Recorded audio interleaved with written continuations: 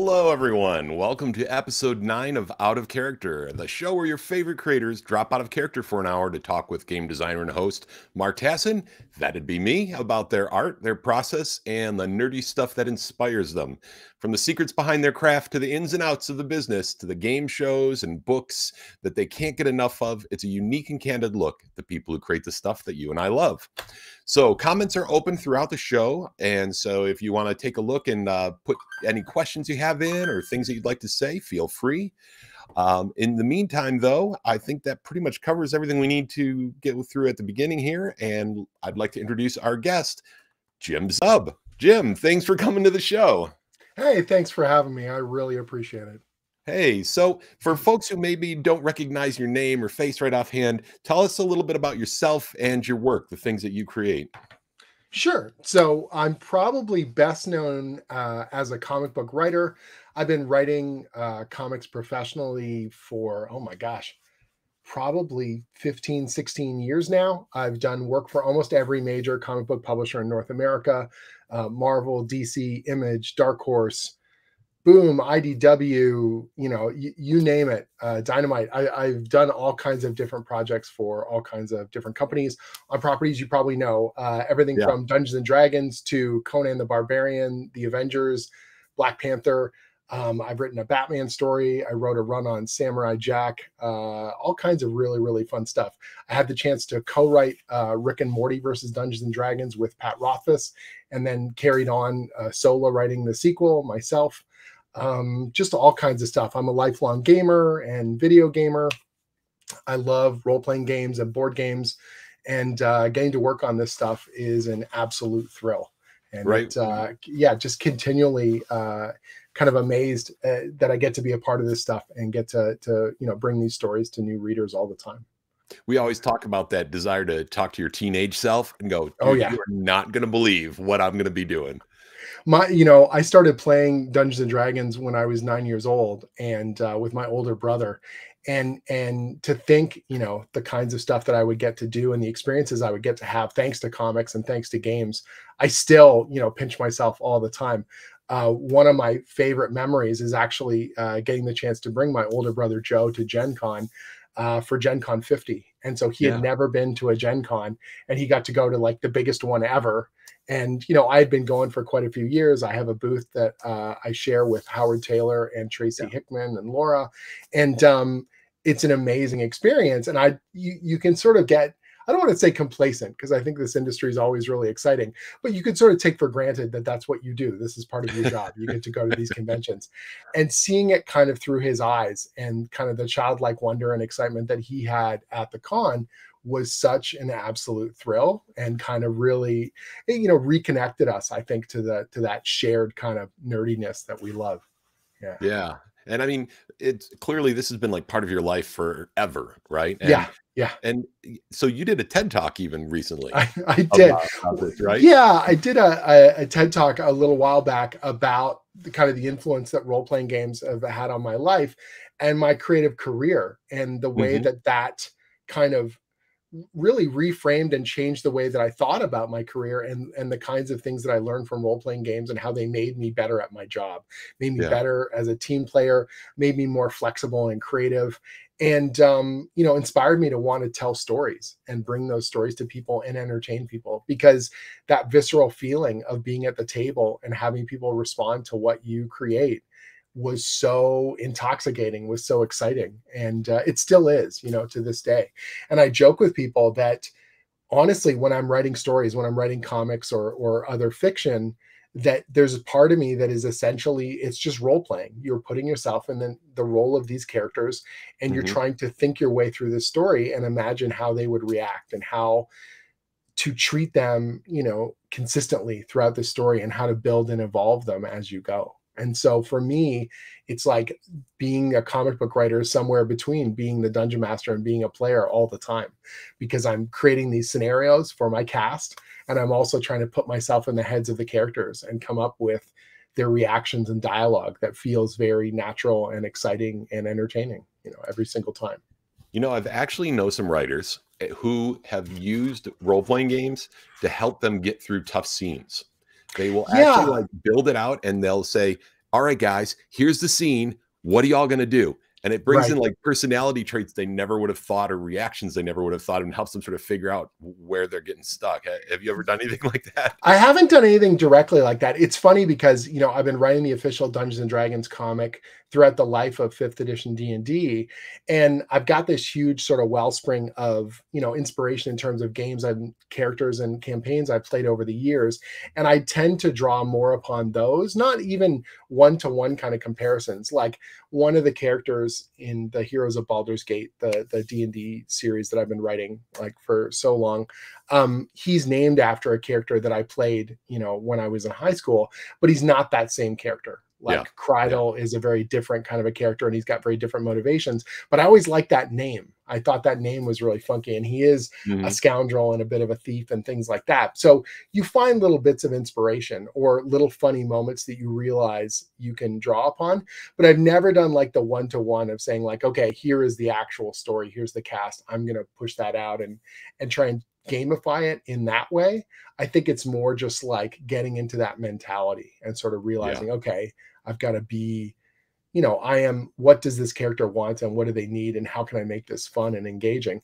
And almost in the same way, when I'm writing combat in a comic or in another, sort of story, there is almost like rounds of combat. Like I'm making sure Right. everyone does something and I'm making sure everyone's got something to do on the page so that we don't lose track of anyone, so that we don't Mhm. realize, oh, so and so was missing from the story for like 6 pages. You're like, no, if this is initiative order, you've got something to do just like someone else has something to do. And maybe it's not always the most important thing, but it's worthy and it's worth looking at and it's worth seeing, even if it's in the background of someone else's panel. You're seeing Yeah. what's going on and making sure that we don't lose any of the cast.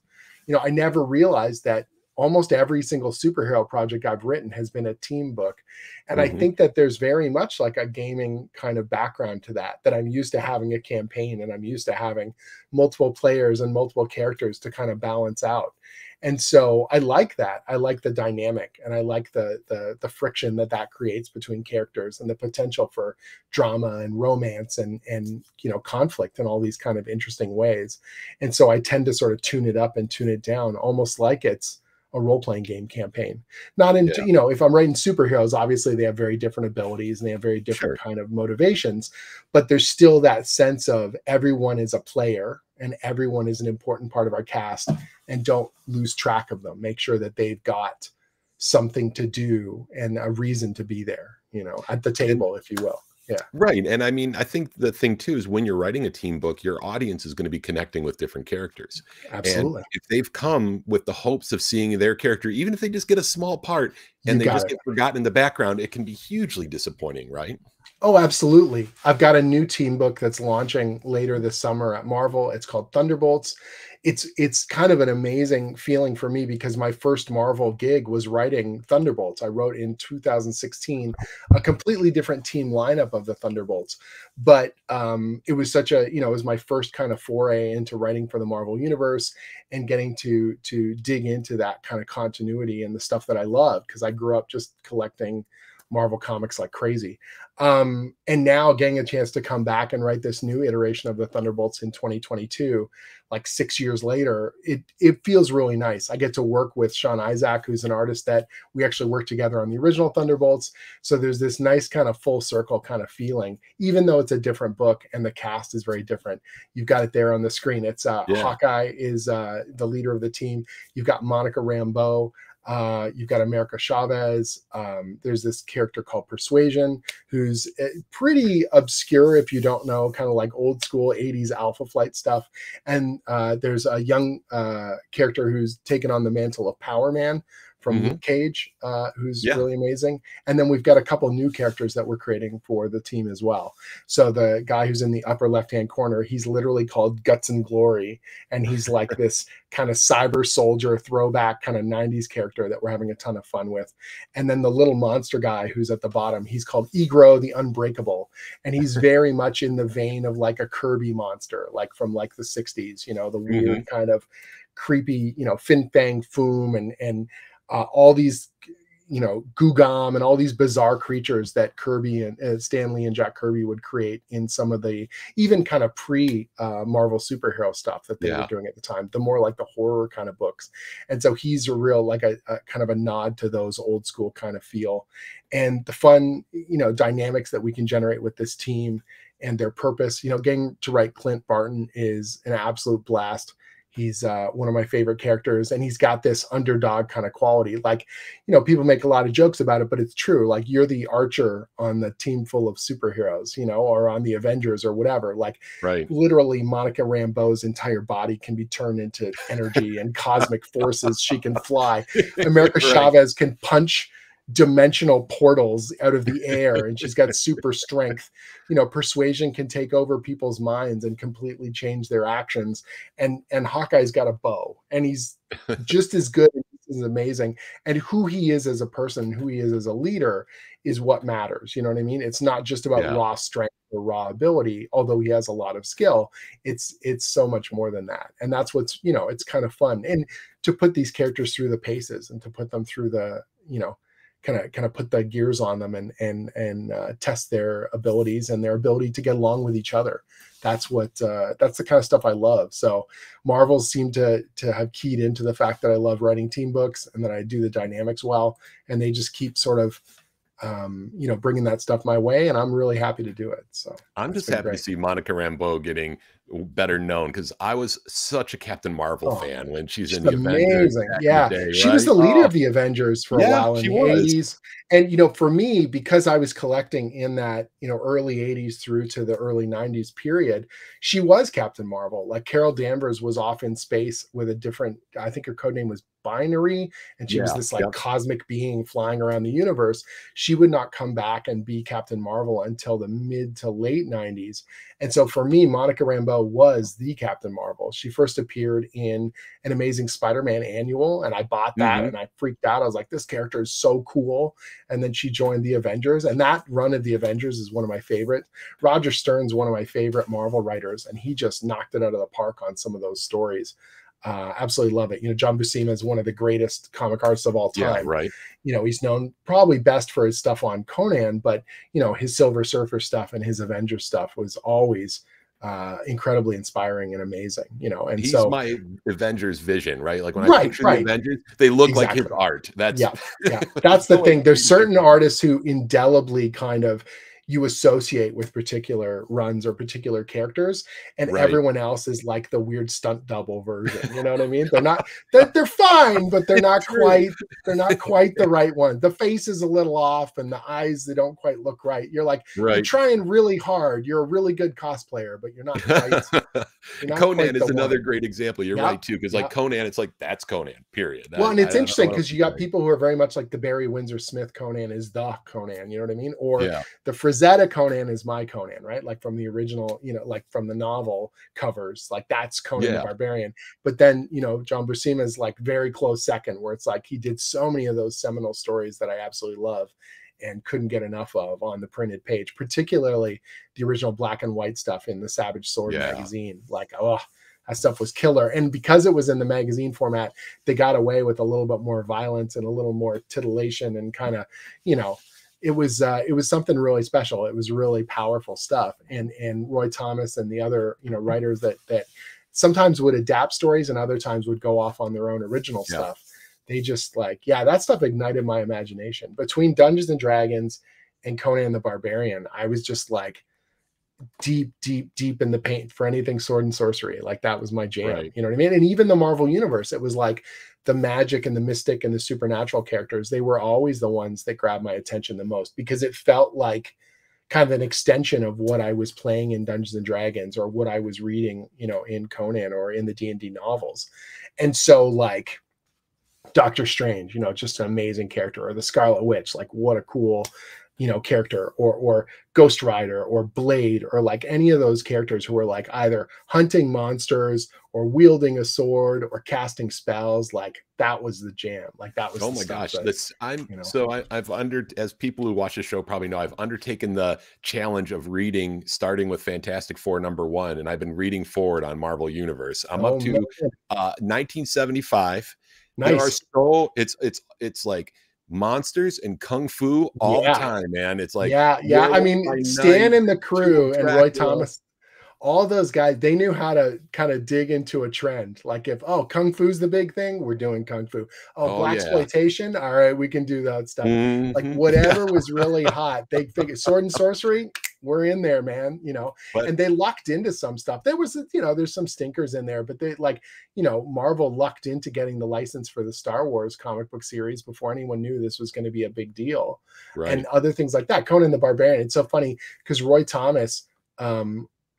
Knew that sword and sorcery was becoming a big deal, and he didn't think he could even get Conan. He was looking for other fantasy licenses, and he kept Mm, looking for something like Conan.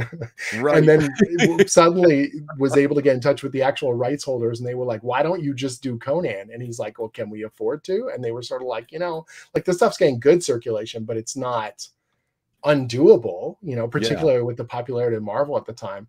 And things like the Conan the Barbarian movie with Arnold Schwarzenegger, written and directed by John Milius, happened because of the comics. It didn't happen because of the novels. The novel rights had kind of lapsed, like people weren't interested in making a movie, but the comics became such a big deal. And the visuals were so compelling of Hmm. those magazine covers and comic covers that all of a sudden it was kind of back in play when you get right Yeah. down to it. Yeah. That's So, fantastic. Well, before we get, I want to talk about Conan for a second. Before we get sure. too far away from Thunderbolts, I have a Right, right. question for you. So, Sure. like, Thunderbolts was created by Kurt Busiek. If I'm Yeah, saying the Kurt name right, I Busiek don't. and Mark Bagley. That's right. Right. Yeah. And then, I mean, later, didn't Alan Moore have a run on Alan, no, Warren Ellis did a Warren run Ellis? Warren on Ellis. I'm sorry. Thank Thunderbolts. you. No problem. No problem. Yeah. There's been a ton of great. Charles Soule did a run on it. I'm gonna forget someone. Fabian Nicieza did a great run on Thunderbolts. Yeah. Um, oh man, Jeff Parker did one of my favorite runs on Thunderbolts. It's this neat underdog kind of title. Yeah. And the team lineup has always changed. There's always been weird kind of rotating cast of characters in and out Hmm. of the book. But the one constant is that most of the characters are they're either villains or they're like morally gray. They're closer to anti-heroes than they tend to be the full-blown heroic. And there's always some element, at least as far as when I read through the books and when I kind of reoriented myself on it to do the book in 2016, there was always an idea of redemption, that the characters were trying to figure out what they were going to be, whether they were going to stay villains or whether they were going to take a kind of break good, whether they were going Yeah. to, become heroes for real, and what it took. They had to pay for their past. You know what I mean? In some Right. moral way or in some physical way, they were going to have to pay for their past sins or things like that. And so no matter how the book kind of changes, whether it's like, Daniel Way wrote another run on the book as well. Every one of those runs has got this moral kind of conflict around redemption, whether or not you can escape your past or escape your past sins or be better than you were the day before, kind of thing. Yeah. In some cases it's very overt, like the masters of evil have disguised themselves as heroes, and Right. now they're going to try and dupe the heroic community, but a bunch of those villains suddenly realize they kind of like being on the right side of things, and they kind of don't want to go back to being villainous, and Baron Zemo is trying to drag them to go on the ultimate caper to tear everything down, and now they're going to betray him, which is really a fascinating kind of turn. Or you get something like in the Jeff Parker run, you've got Luke Cage, who is kind of managing almost, it's a bit of an off version of like Suicide Squad, where you've Yeah. got these Yeah. criminals who have and Warren Ellis did this as well with, it was either, Luke Cage was leading the team during a big chunk of that, but you've also even got Norman Osborn, who's leading this group of the team and essentially trying to reform these villains and have them run out their prison sentences by, running these crazy missions and things like that. And so there's always this redemptive angle, and you never quite know which way the team's going to go. The version that we're doing here is the most heroic version of the Thunderbolts that has yet existed. Yeah. In the comics, although it wasn't titled Thunderbolts, in the continuity, the last version of the Thunderbolts was actually Kingpin's kind of enforcers. Hmm. Wilson Fisk, the Kingpin, became the mayor of New York in Hmm. current Marvel continuity, and he basically deputized this group of villains and said, "You're the law now," and called them the Thunderbolts. And so they kind of ran rampant all over New York, did whatever they wanted, corrupt, awful, terrible kind of stuff. Well, both Clint Barton, Hawkeye, and Luke Cage have previously led the Thunderbolts. So when Luke Cage wins the election and takes over New York City as mayor, he can't just instantly strike all of these laws that Wilson Fisk has created. Like, he's not a dictator. He's not the king. You have to go through a legal process. Right. And so on the books, the Thunderbolts are the legally sanctioned team in New York City. The Fantastic Four is not sanctioned to be in New York City. The X-Men, the Avengers, they're not technically allowed within the city right now based on the laws, but the Thunderbolts are. So Luke Cage is like, fine, you want Thunderbolts? I'll give you Thunderbolts. And so he takes this new lineup of a team with Hawkeye leading them, and he's going to try and reform the name, the brand, if you will, right, yeah, of the Thunderbolts and make them real heroes. But even though it seems like it's a much easier process than working with criminals, Hawkeye's got loads of problems. You know, Monica Rambeau is no longer wants to be the leader type. She's gone through that multiple times with multiple teams. She's kind of lost her spark of inspiration in terms of, why do I even do this sort of stuff? America Chavez, her powers are on the fritz. You know, all these characters have actually got just as many problems and just as many things to overcome, but on the surface, they look good in a PR shot. On the surface, they're going to be the great team that's going to redeem the Thunderbolts brand. And very quickly, Luke and Clint and everyone else realized they got big problems. They got to sort of deal with this stuff. The way I pitched it to my editor was sort of like, we're going to do the Avengers by way of Ted Lasso. We're going to have this kind of, Clint's not the right leader at the right time, but he has to step up into this role. He's got to figure his own stuff out in order to you know, do what he needs to do. And the system is sort of pushing up against him, because the Thunderbolts are the officially sanctioned team of New York City. That means they're answerable to New York City. They're answerable to the law. They're answerable to the press in a way that Hawkeye has never had to deal with before. Like, the Avengers did what they wanted, right? And basically, and they step out for a press photo every so often, but they don't have to get grilled by, you know, by a press scrum. They don't have to answer, you know, questions from the New York Times. They don't have a PR person that is trying to make sure they look prim and proper and setting them up for these press opportunities and forcing them as part of their contract to the city of New York. You know, all these kinds of extra stresses and difficulties that Clint and Monica and the team have never had to handle before, while they've got supervillains, you know, coming to get them, while the city's sort of budget is on the, you know, the verge of breaking, and all this other kind of fun stuff. So it's been this really fun series to work on. The interplay with the characters has been really rich.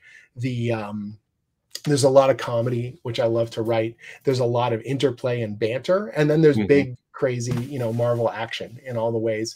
And my editor, Tom Brevoort's been amazing about letting me, I love pulling old weird villains and old little bits of continuity out of funky Marvel comics. So it's like, you know, they're going to go up against Red Ghost and the Super Apes. You know, you're like, what? Like, because those guys are awesome. That's why, you know, they're going to fight all these bizarre, there's this huge alien creature called Terminus. It's like, yeah, we're gonna have Terminus show up, or we're gonna have, you know, they've got the very first mission they have in the first issue is they have to fight Kingpin's Thunderbolts, who are trying to escape from New York City. So it's literally the first issue is Thunderbolts versus Thunderbolts. You know what I mean? Like, great, let's just make this as fun and bombastic and over the top as we can.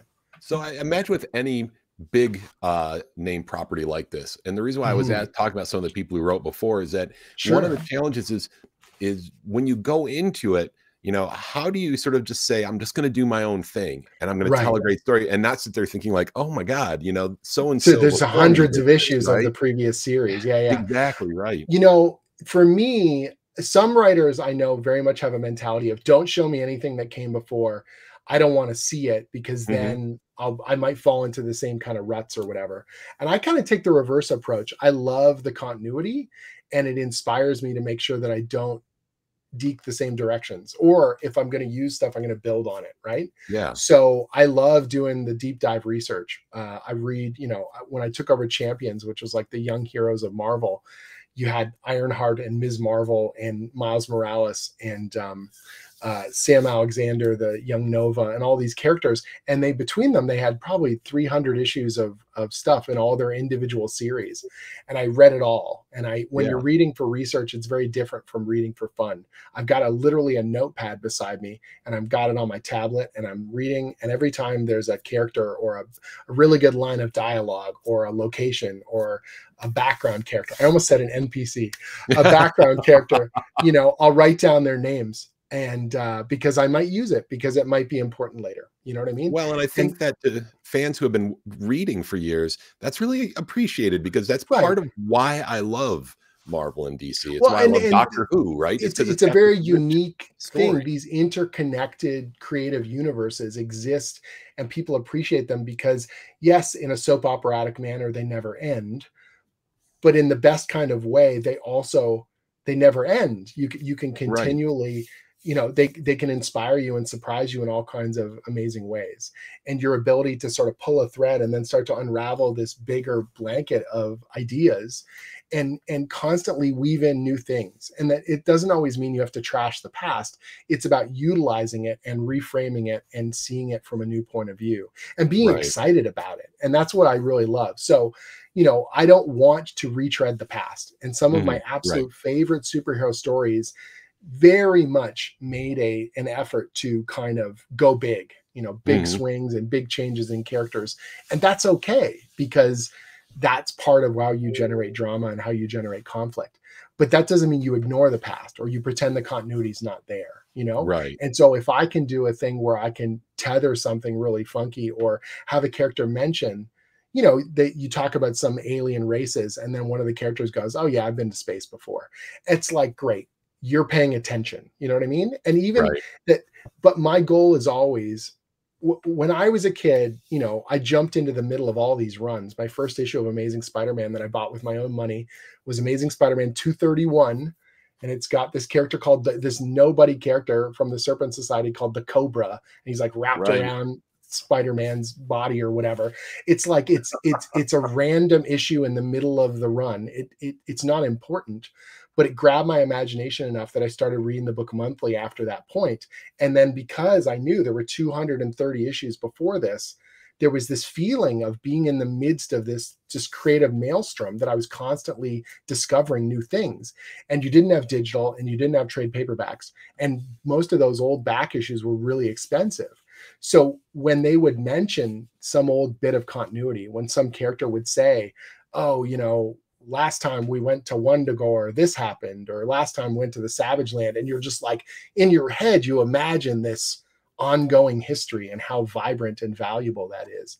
And so I want readers to have that feeling as well, that you can always pick up an issue that I write and know what's at stake, who these characters are, what they can do, what they currently want, and the conflicts that are going to keep you reading, but that you feel like you're part of this bigger, broader kind of movement of ideas and stories. That's the ideal for me. That's the one. That's Yeah. the issue. I had to bring it up, right? It's not like it's a special issue. You know what I mean? Like I said, it's literally just a random issue. I mean, John Romita Right. Jr. drew it, and it's awesome. The panel to panel storytelling is brilliant. It's, the stakes are really low, but it's fun. And it was Yeah. enough to just like ignite me. I had seen Spider-Man issues before. I'd read, Spidey super stories and seen Spider-Man on the Electric Company show and stuff like that. But Yeah. but this was the real deal. This wasn't the 60s cartoon or Spider-Man and his amazing friends. This was like, this is Spider-Man's real history. This is his ongoing story. And I Right. wanted to just collect it. And it was a huge deal to me to be able to read that and to enjoy it. And the first time I got to write a Spider-Man story, and you're writing dialogue for Peter Parker, or you literally write the little prompt that says he's firing his web, and you do the sound effect thwip, and you're like, I just wrote a thwip. Like, this should not be that big a deal, but it's totally a big deal, and it's totally awesome. I don't have it, but I did a screen grab of the first time Thwip appeared on a comics page. Really? I was like, going, oh my God. Yeah, it's got to start somewhere. This is amazing. Yeah. The first time you write a Wolverine snicked, or Right. or Bamf, or any of those things, you feel like you are standing on the shoulders of giants. I know that sounds really dramatic, but it's true. Like, I love that stuff. I absolutely love that feeling of being a part of that. And again, that idea of that we're not going to forget the past, but that doesn't mean that we are locked to it in a way that's going to stifle creativity, or that you Yeah. can't, because the best stories, you know, whether it's, you're talking about the Winter Soldier, that broke one of those kind of canon, thou shalt not sort of rules. You cannot bring back Bucky Barnes. Bucky Right. Barnes is dead, and Captain America's origin is incumbent on this idea that he lost this precious partner in World War II.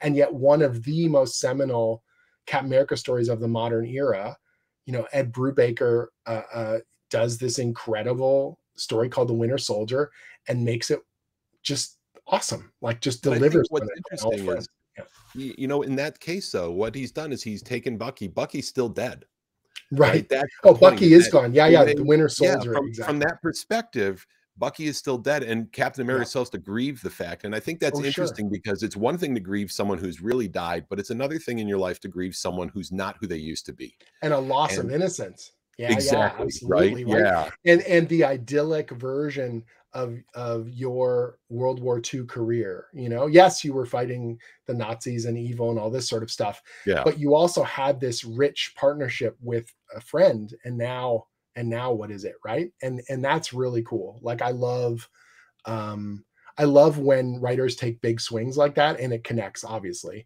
But I, yeah, you know, I and it bolsters you to want to try things. You yeah, know, when I was doing the Champions, I, because those characters hadn't had decades worth of stories, I felt a lot more free to kind of go for it, because you're like, well, there aren't, you know, 20, what are the 20 greatest Ironheart stories? Even the new Ms. right, Marvel, you know, she'd only been around for a handful of years. So you're like, if we do something cool with Kamala Khan, maybe it becomes part of that bigger, broader tapestry in a way that you never could have imagined. You know, we created a new superhero for the Champions, and this was a very like indulgent and selfish kind of thing, but I wanted a new Canadian superhero. Like, I just did. I yeah, wanted a new Canadian superhero. There aren't enough of them, dang it. right, and And that's so, Alpha Flight. I mean, what the and heck, right, man? but Alpha Flight, and so it's like, okay, there's Alpha Flight and they're great, and I would love to write Alpha Flight. I wrote one Alpha Flight short story and it was amazing, and I would love to do an ongoing, but I can't control that. I'm writing the Champions. Well, the Right, Champions, I want there to be an Indigenous character, and I want there to be better Indigenous representation, and I can make an Indigenous Canadian superhero. Like, let's do it. And so we did. I did some research. I got in touch with this amazing woman, Nyla Anukshuk, and she is a filmmaker, a documentary filmmaker, and a like a fictional short filmmaker and stuff like that. And we talked about storytelling, and we talked about growing up in Nunavut, and cultural things and mythical elements and spirituality of, you know, of Nunavut. And then I said, look, in the same way you kind of take and you warp and you change Norse mythology and you end up with Thor, mhm, there's no one on the Champions that has a mystical or a spiritual or a magical kind of background. I love the magic stuff. Let's yeah, filter that through this Indigenous character. And we made a new character called Snowguard. And what's hilarious about her is that she grew up watching Alpha Flight. And so she named herself after Snowbird and Guardian, basically yeah, brought those two together. And she ends up gaining this power. And she has a very classic kind of Marvel conflict within her, that she's a modern teenager who doesn't really understand her grandparents and all their traditions. She kind of wants to break free of that stuff, you know, like a lot of kids do. yeah, If you're you know, second generation, yes, my family's Chinese, or my family's, you know, from whatever part of the world, what Italian or Irish or anything, you accept certain parts of that in yourself, but you also kind of want to be your own person, and you don't want to constantly have that ethnic thing define every part of your being. And yet you also, that's part of who you are, right? yeah, And now all of a sudden the spiritual and the ancestral part of her life is literally is her superpower. Well, now you can't escape that part of your past, that part of your cultural self. yeah, And so she has an inner conflict in the way that she has accepted this mantle. It was sort of thrust upon her, and she has this amazing power, and she gets to be a superhero. But that means she also has to fully embrace this kind of other part of herself and her heritage. And that to me felt like your classic kind of feet of clay Marvel story. And yet yeah. we could filter it through a young character, a modern character in you know, in the Champions. And it was an awesome experience. We created that character, and I don't know if it was just like slow news week or what may have you, but the Canadian news just like leapt on it and went crazy. Huh. I think I did like at least a dozen press interviews the week that the first issue came out. I did Toronto Star and Globe and Mail. I was on the National, which is like, you know, the kind of 60 minutes of Canada. Right. I did CBC News twice and CBC Radio like 4 times, and all of a sudden the first issue with her appearance sold out, and then the next issue sold out, and we did multiple printings on all the Snow Guard kind of issues. We ended up doing a special double-sized annual all about her and kind of reconnecting her and showing more of her origin. It was just an amazing experience. Like, I you think go to, people yeah, being able to find that connection to these characters that connect them to what, I mean, in a way, the Marvel universe is a real place in my mind because of the way absolutely. I grew up with it. And like, Yep. when I started reading about when Tony Stark was based out of Detroit for a while, I'm a Michigan Yeah, man, yeah, right? I'm from Michigan, and I'm like, oh my God, all these stories are taking place in Detroit. This is right. fantastic, right? It's like the You know, best series ever. Stan Lee called it the world outside your window, right? And Yeah, that it's hard, obviously, you know, if the more you dig too deep, the more the logic kind of breaks down. You're like, well, if yeah, you've yeah. got Reed Richards and all these guys creating super science, it's going to change medicine, it's going to change the way we make cars, it's going to change clothes and all that. You're like, yeah, yeah, okay, fine. But wouldn't isn't it cool, you know, the first time you go to New York City and that feeling that if you went around the corner, the address should match Avengers Mansion and you should Uh-huh. see that building right there in front It's of you or possible I whatever. actually have a map that I've saved. I've never been to New York, and I Oh man, literally have a map ready to go with yeah, all the locations marked that I need to visit, yeah. partly because the I Marvel Superhero really role-playing game, I really wanted to go to Doctor Strange's Sanctum right? Sanctorum and have it be there right there on Bleecker It's Street. got an Yeah. address, man. Right? Yeah, it's a real place. Yeah, I love that stuff. You know, the first time I went to the Marvel offices, thankfully at the time, Bill Roseman was my editor, and he knew I was just a big goobery fanboy, and Yeah, so he made sure that I had a chance to just kind of tour the office and hang out and just kind of marinate in it for a while because it's yeah. like that's a thing you really want to be able to do, you know. We did an Avengers summit and I was in the boardroom and we sat there for 9 hours planning out this Avengers weekly event that we were putting together. And you're sitting there and you're, you know, in the moment, you're jamming the story ideas and you're trying really hard to make sure that you're coming up with cool things and bouncing stuff off other people. And it's like stressful in the most exciting, creative kind of way. And then Right. you take a break for lunch and you're like, I'm sitting around the Marvel offices arguing about which team members need to have the big moments in this event. Like this is really surreal. Like Right.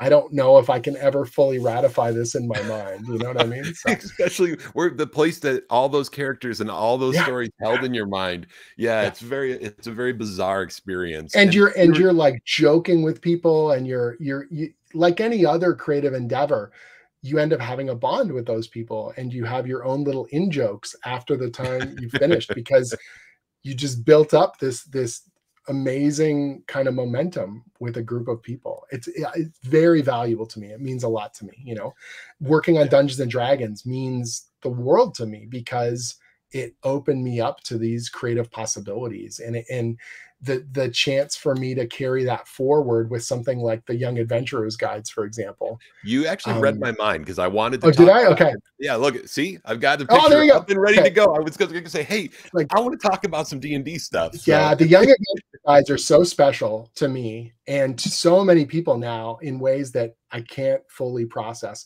And the way they came about was so phenomenal. Adam Lee, he was in a supervisory position at Wizards, and he was lead developer on a couple books.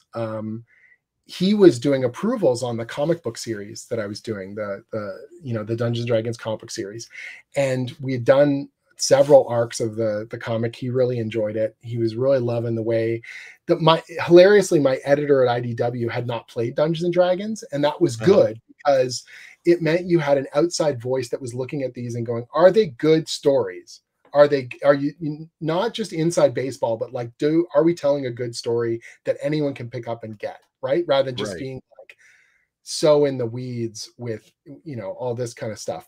And so so I ended up interfacing directly with Wizards of the Coast, and through Adam, we were talking all the time about D&D and about the stories and about the characters. And so he ended up inviting me to come in and consult on one of the books that they had in development. And so almost every major book they release, in order to try and broaden their creative input, they will usually have a creative consultant come in. So Yeah. like on something like Tomb of Annihilation, they had Pendleton Ward, the guy that created Adventure Time. And he's a big D&D fan, and he came in and just had a bunch of funky ideas, and a bunch of those made their way into that book. So I was the creative consultant on Descent into Avernus, because it took place in Baldur's Gate, and I had been writing Baldur's Gate since 2014, and I had a good feel for that kind of stuff. And Adam and I got along so well, and so I was in the office for a week and just going into the office every day, jamming ideas on whiteboards. But after hours, we would just talk about gaming, and we would talk about our past in gaming. And I mentioned how I had grown up playing D&D and started playing when I was 8-9 years old, and the specific qualities of the books, the first edition books, that grabbed my attention, the artwork and the way things were described and the codification of the fantasy world, that you had a monster manual that had, this is a catalog of creatures that you can go through and you can encounter, and each one had a piece of artwork, and so many of those pieces of artwork are like indelibly printed in my brain, you know what I mean? And that there's a way that we could do that for a new generation of players, that you can introduce the precepts of role-playing games and creatures and exploration and adventure and interaction in this format. And you know, the conversation was amazing. And then like 4 or 5 months later, Adam gets in touch with me and he goes, we've been talking to Random House about a line, we don't know what it is yet, some sort of a product for 8 to 12-year-olds to introduce them to role-playing games. And I could not get it out of my head, that conversation that we had when you were here at the office. Can you please get on the phone with Random House and me on a conference call, and let's talk about this? We'll pay you to literally talk to them for an hour and write down a bunch of ideas, and then they'll figure out what that project is. And we got on the phone, and I almost immediately grabbed the proverbial steering wheel. I said, I don't want to just throw a bunch of stuff at you and get a special thanks. I know what this product is. Like, I feel it in my bones, and I've felt it since I was 8 years old. Let me put a proposal together. And I was really insistent, and they were really excited because they didn't know what shape it could take.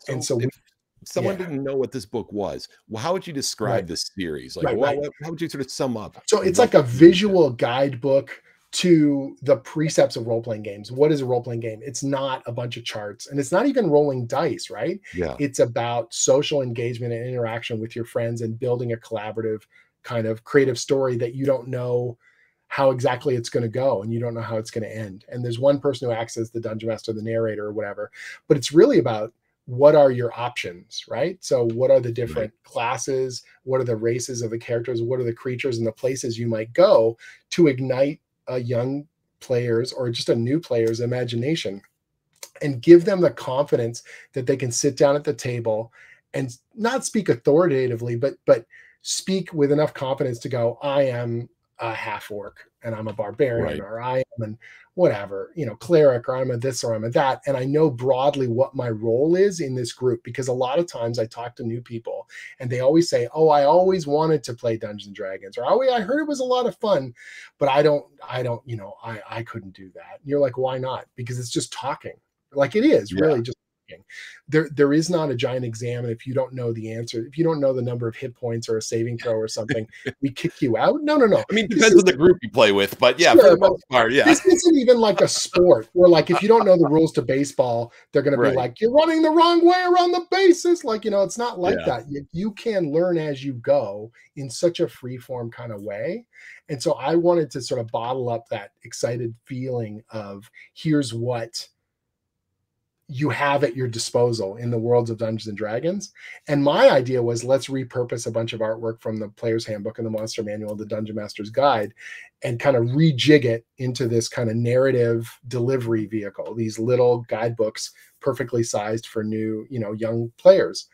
And Random House was so happy with the proposal, and Wizards was so happy with the proposal, that they jumped in with both feet and they said, no, we need all new artwork. Like, we need to give readers a reason that this is made specifically for them, that it's not Yeah. just repurposed content or rejigged content or It's not some sort Player's of Guide Light. It's its right. own thing, It's right? its own Yeah. thing. And I was like, oh man, I never even imagined that. So all of a sudden I went from like, I'm developing this concept to writing key sections of it. And I put together a writing team with Stacy King and Andrew Wheeler.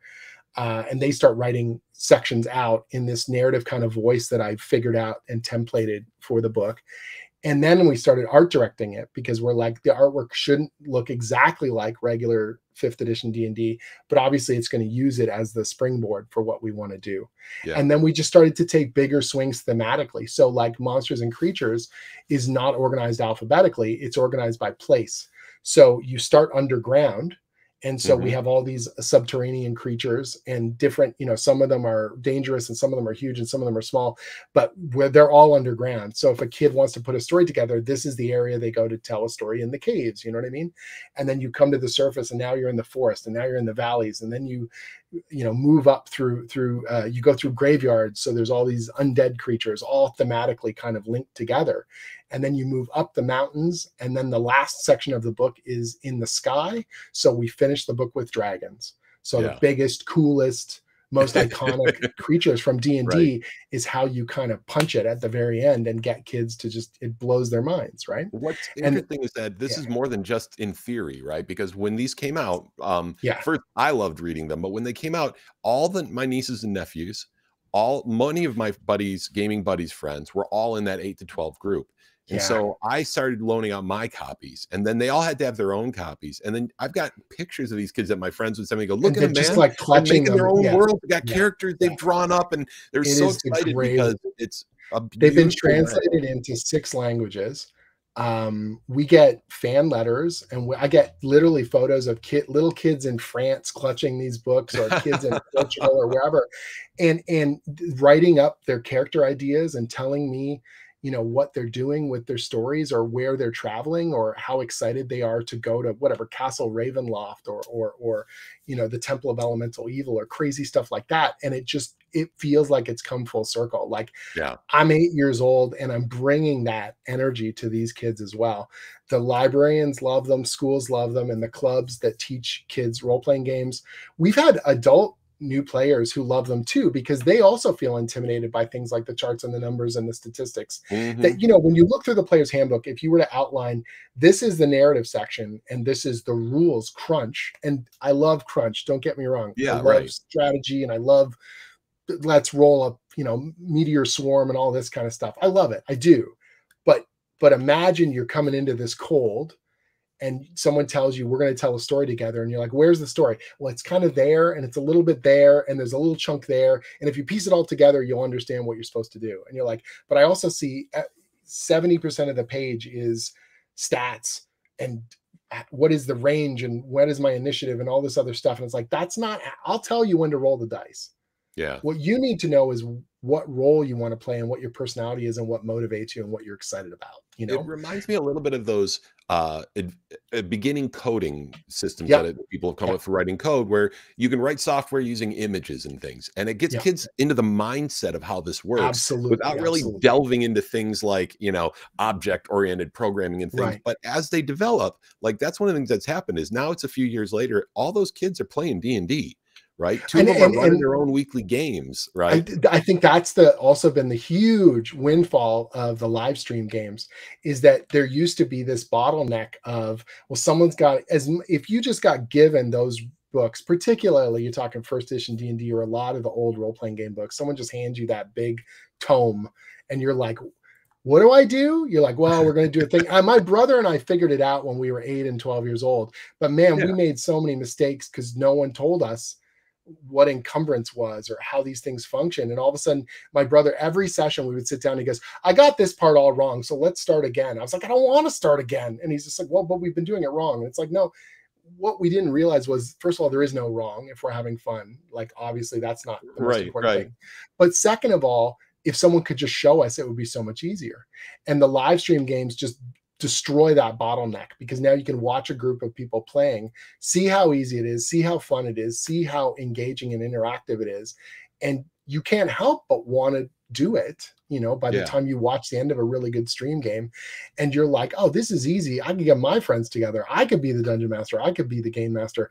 I could run Vampire the Masquerade or Shadowrun, or, you know, any of these other amazing games, or, you know, weird funky party games like 10 Candles, or amazing action martial arts like Feng Shui, and like all these games that are at your fingertips and you can try out. That Call of Cthulhu is just as easy or just as engaging, or, you know, as big a possibility as, you know, Pathfinder or Dungeons and Dragons. Right. And that's really the thing. Yeah. I knew that this was going to happen to us. We are pretty much out of time, and we haven't even talked Of about course we half the things I wanted to talk about, right? I We mean, didn't talk about Conan. We haven't talked we about didn't get Rick to and talk Morty. Conan. I didn't get to talk about some of your books like Wayward and Glitter Bomb Skull and Stone Kickers. Star. Oh my God, there's amazing stuff that you've got Thank that I you. wanted us to be able to talk about. But we just This is don't what have happens when we time. start fanning out on all these things, right? Right, We got sucked exactly. into the Marvel universe. I will say this really briefly. If you've liked the commercial writing, or if you're intrigued by the stuff I do for the Marvel universe or for Dungeons and Dragons and things like that, the books that are nearest and dearest to my heart are my creator-owned books. Skull Kickers, Yeah. Wayward, Glitter Bomb, Stone Star. Those are the books that I made kind of unfettered and unbound, and they're exactly what I want them to be in terms of the kinds of fictional stories I love to tell. Skull Kickers is literally like my love letter to Dungeons and Dragons and Conan the Barbarian. And now I write Dungeons and Dragons and Conan the Barbarian. And so Right. clearly we hit the mark in some way, shape, or form with it. And so a lot of times people come to me and they'll bring me a Conan book and they're like, what else you got? And I always point them here and I go, look, Skull Kickers is kind of like the pure primordial stuff. Like that's, you know, my love. And that book we just did, that's the 10th anniversary. We did this book called Caster Bastards and the Great Grotesque. And it's a brand new comic book story to celebrate 10 years of Skull Kickers. And it's also a 5e compatible tabletop adventure, levels 1 to 10. I got to work with Mike Olson and ERF Jordan, and they developed the rule set on it. We had so much fun doing it. It was just like a big party, bringing together some of my favorite artists and celebrating, you know, 10 years of fun fantasy stuff. So yeah. So speaking of, and the thing is talking about people you're working with, one of the people that you worked with, and I think on the D&D Young Adventurers, is someone who, you know, we always put a spotlight at the end, and I just want to put this spotlight out there. Tell us about the person that you wanted to talk about a little bit. So one of my co-writers on the Young Adventurers Guide is this amazing writer named Andrew Wheeler. He's a dear friend and an incredible creative mind. He's been doing more and more comic book work, some superhero stuff and other things over the years. He did a great fantasy book called Another Castle a few years ago that was really great, but he's got a brand new series that's coming out through Image. And I'm really, really excited about it. It's called The Black Flamingo, and it's coming out for Pride Month. It's this great kind of caper. It's got a supernatural slant to it. It's going to be amazing. I'm awesome. Really, really pumped. Yeah, the artwork's beautiful. The whole team is busting away on it, and I'm really, really proud of him. You know, like making your own stuff is such a creative uphill battle. And it sounds weird because it's like, you know, I get to work in a lot of these different playgrounds, and once you're in that system and people are giving you deadlines, you just kind of keep rolling with it. But making your own thing and building it from scratch, it's still a hard climb. And, you know, Andrew has never stopped, you know, busting away, and seeing his career starting to really blossom has been amazing and very, very exciting. I hope more people check out his stuff. And I know a few years from now, people are going to be like, oh, he's the next, you know, hot thing in comics. So yeah. Well, you know where to start, folks. Twitter.com/Wheeler, and you can go check out Andrew's stuff. That'd be very cool. So thank you, Jim, for being with us today. This has been fantastic. We'll have to talk again some other time because it's been just great. So my pleasure. Thanks for being on the show. All right, everyone. Well, that is it. We are out of time here. But before we go, I have one last thing to mention. You may have noticed our sponsor, the World of Aetaltis. What you might not know is that Aetaltis is actually a setting that I created, speaking of building things from the ground up. And the success of that is what makes it possible for me to do things like this show. So we've got a Kickstarter going on for our next book. So if you love fantasy, you love D&D, please check it out. You won't be sorry. And that's it for today. Thanks for watching, and join us next week when we continue our comics cavalcade with none other than Eisner Award-winning artist Gene Ha, whose work has graced the pages of countless comics from Marvel, DC, and more. So that's it for now. Good night, everybody, and thanks for watching.